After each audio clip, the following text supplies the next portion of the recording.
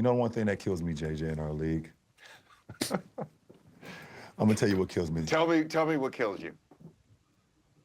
The 2-for-1 shot in the quarter. I understand why the 2-for-1 is important. Obviously, it's numbers.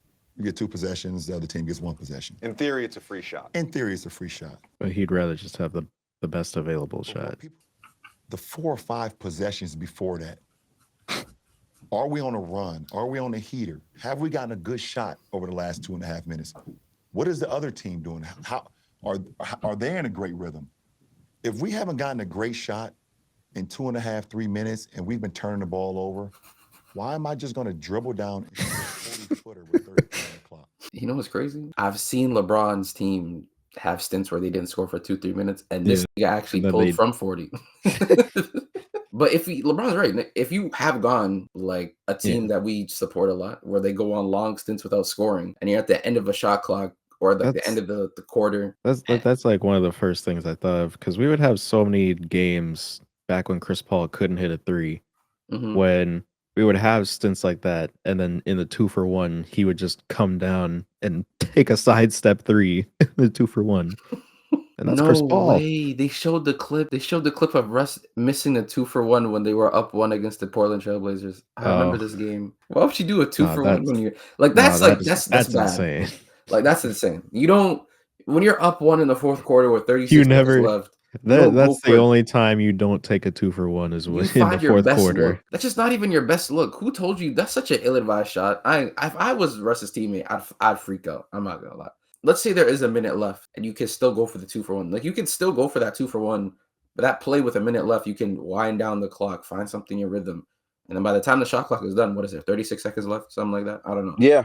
And they still have to get a shot up and you will get the last shot. So it's like you need to prioritize that. And I think for teams like, honestly enough, the Warriors, like where Denver said we go on stints. We just went on a stint yesterday. We didn't score for like 4 minutes. People just need to realize the situation. It seems like there are times when you see teams figure out basically when they get the rebound or when they are dribbling the ball up the court, they're like, oh, we're in a 2-for-1 situation. I'll just pull something real quick. When it's just like, I feel like it's a lot more that should go into that decision.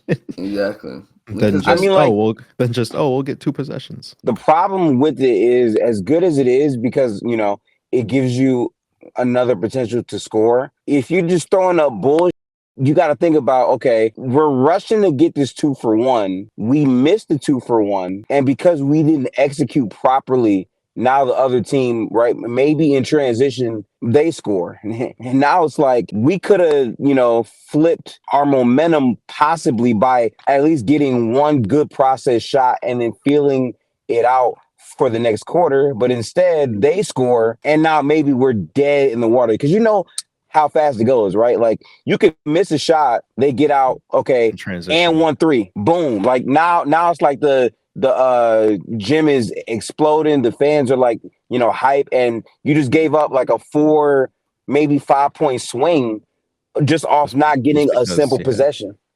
If Curry hit 2 back-to-back threes, by all means shoot from 3. Oh yeah, of course. Like even someone like Steph, he takes some like 2-for-1 shots or like shots like with a minute left, and he'll be like, I don't know, like 2 for 9, and he'll still take them. And still shoot that shit. Yeah. The only reason why, you can shoot that, but like, is that really what we need right now? The only reason why I would give a slight pushback on Steph, and I still agree, is that because even Clay, like, or just some of the elite shooters in the NBA, like, they're type of shooters to where like a shot like that could legit just can have him going to where he'll have a 7 out of 8 fourth quarter, and wound up having like a solid game. And we've literally seen games where Steph is horrible for the first 3, and a shot or 2 in the third quarter has got him going to where he is clearly outplaying everyone in the fourth quarter. So it's it's definitely situational, but I think LeBron's whole point about if you are going in a long stint without scoring the basketball and there's the end of the quarter, let's say you're on the road, it's a playoff game, they just went on a 8-0 run, there's a minute left, and you're down 6 points. You should worry about the quality of that last possession that you get and the stop on the other end versus being able to just get up 2 shots. And then depending on what team you are, you might be even good enough to get 2 stops and 2 baskets. Who knows? and they fucked up on the orange chest. We ran it again. And that's another thing that bothers me about the NBA too. Why do we not continue? Just run the same thing over and over until they stop it. Thank you. That's so like, isn't that so true? I watch this with the Warriors as well. Even other teams, like you run an action and you just see the coverage that they're running against, and just keep running until they stop it. That's what I'm saying. Run it like, until they stop it. And then when this is why I think Denver is so good at executing too, because they did this even last year. When you're a team like Denver, who did this against the Lakers last year, where they started running inverted pick and roll sets, 4 or 5 man pick and roll sets as well, or even 5-to-1 pick and roll sets as well. They ran that to the point where the Lakers had to find a counter for it. And then they already knew what the counter was going to be and adjusted to it on the fly. So it's like when you have sets that you know that just work and you can find instant offense and good things out of, go to that set. If it's not broke, don't fix it kind of thing. Even with like the Warriors pad and split action set where you have Draymond as the post player, Steph coming off of the flare screen or whatever you want to call it, and you have the screener like Looney or TJD. In that set, to this day, people are like, they're playing it as if they're still worried about the post player. Yep. How many times, be honest, I can count on how many times on this one hand that every time we ran the split action, it ended up being the post player actually scoring. Like I can count on this hand how many times it happened. And even commentators have realized it too. They're like, every time they run the split action, the post player isn't doing anything but just being in the post looking to pass. So like I just don't understand why. And teams don't know how to cover it. And I'm just like, you don't have to run this every time because they could just switch the action. But like I said, just the main point. There is plays that you go to that are just unstoppable, or teams don't know how to stop. Game 6, 2019 in Houston. Literally the last like 5 minutes after Steph had started to get it going, Steph and Draymond pick and roll just every single time down the court. Yep. And they scored almost every single time down the court. Exactly. Because they knew what they got. They know what they wanted to get out of it. They would either trap Steph at the logo, he would give it up. Draymond has a short roll to which he would, make a read based on that. Andre Iguodala hit 5 threes in that game, partially because of plays like that. They would either trap him or they would switch it, and then Steph would just make something out of nothing. Which is what Steph is kind of known for, because he does do a lot of that. But to the main point, like that Steph and Draymond pick and roll pattern, it's been working, and you do that so much in the postseason as well. And one thing that I noticed, like just watching that game back the other day, they started it basically at the 3-point line. And then by like the 2-minute mark, I want to say they started just setting the screen at like 30 feet. Mm-hmm. And then on the last play, which resulted in the Clay dagger, they set the screen like basically at half court just to give Draymond that much more room to operate on that pass, because they knew they were going to trap him. Because like in that situation, when you have a play like that is working so many times, the defense is going to be so spooked. Like they're not gonna know how to respond the next time down the floor, because they're like, we tried this, it didn't work. We tried this, it didn't work. Like what do we do now? And they were scrambling, and that leads to a wide open Klay Thompson 3. And that's the positive of like just doing it back and forth, because when you start to score back and forth, you now have the defense overcommitting or being too worried based on how you just scored.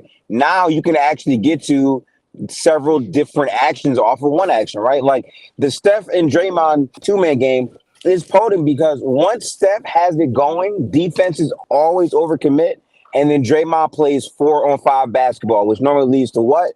A wide open lob. We literally saw them go to this in the fourth quarter versus LA the other day. It's just it wasn't even just the fourth quarter. Like when AD stepped off the floor and they knew, or even when AD is playing and he has to show at the level, when Draymond comes off of that screen and explodes and Steph finds him on the slip or the dump or the sky pass, and Draymond already knows that when he catches this ball, there's going to be someone either to his left or right cutting to the basket for either a bounce pass or a lob. Or if the defense even fucks up even more, you have Klay open on the strong side for a 3 somehow. I don't even know. Like to LeBron's point, you have these plays and you're able to run these plays over and over again. Why not just continue to run? Same thing with like LeBron and AD pick and rolls. If I know they're going to keep switching this action, why would I not keep running that same action? And they did it in that same game that LeBron's referencing to. Well, LeBron kept getting the Daniel Tice switch because they kept messing up the action. When it gets tough on offense, just go to what you're good at. That's all you have to do. And then start from there and build from there. And that's why I think, to me, Denver's just a team to look at for that, because they have so many actions that they can get to where you can find quality looks.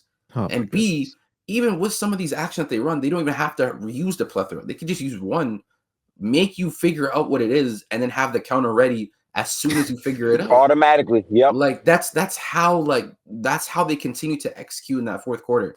And I just have to give a shout out to Mike Malone for that, because he's one of the few coaches in the league that recognizes, hey, if it's not broke, don't fix it. Like, just continue to run this action.